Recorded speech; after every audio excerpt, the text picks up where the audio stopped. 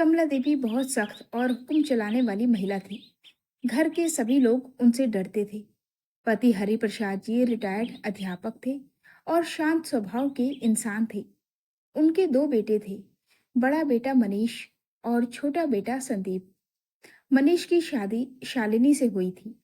शालिनी पढ़ी लिखी, सुंदर और बहुत ही धैर्यवान लड़की थी। घर में आने के बाद उसने सबको संभाल लिया था। लेकिन कमला देवी को कभी वो पसंद नहीं आई। कमला देवी हमेशा ताने देती, हमने बेटे के लिए कितने रिश्ते ठुकरा दिए और बदले में ये सीधी सादी बहू मिली जो ना गहने लाई ना शान शौकत। शालिनी हर बात सह लेती, कभी जवाब नहीं देती, काम करती रहती और सबका ख्याल रखती। इसी बीच छोटे बेटे संदीप की शादी रीना से तय हुई। रीना आधुनिक सोच वाली अमीर घर की लड़की थी। शादी में दहेज से घर भर गया। कमला देवी बहुत खुश थी। रीना घर आते ही बोली, मम्मी जी, मैं नौकरी भी करूंगी और अपने हिसाब से रहूंगी। मुझे कोई रोक टोक पसंद नहीं। कमला देवी को ये बात खटक गई, लेकिन दहेज और अमीरी देखकर चुप रही। धीरे धीरे घर का सारा काम फिर शालिनी पर आ गया।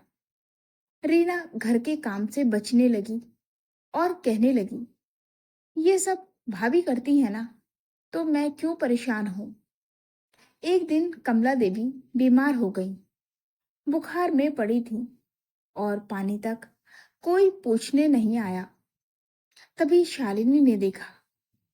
वो तुरंत उनके पास आई, दवाई दी, माथे पर पट्टी रखी और पूरी रात उनकी सेवा में लगी रही।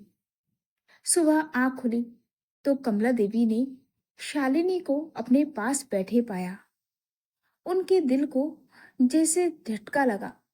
सोचने लगी, जिस बहू को मैंने हमेशा अपमानित किया, वही मुझे संतान से भी बढ़कर सेवा कर रही है। कमला देवी रो पड़ी और शालिनी का हाथ पकड़कर बोली, बहू, मुझे माफ कर दो। मैंने तेरा बहुत दिल दुखाया है। तू ही इस घर की असली लक्ष्मी है। रीना ये सब देख रही थी। उसके दिल पर भी असर हुआ। उसने धीरे से कहा, भाभी, मुझे माफ करना।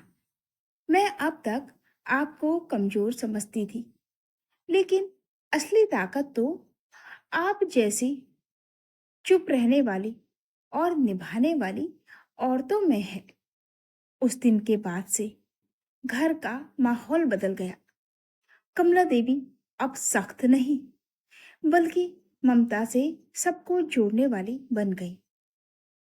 कभी कभी चुप रहकर सब्र और सेवा से रिश्ते जीत लिए जाते हैं, जहां जिद और घमंड कुछ नहीं कर पाते।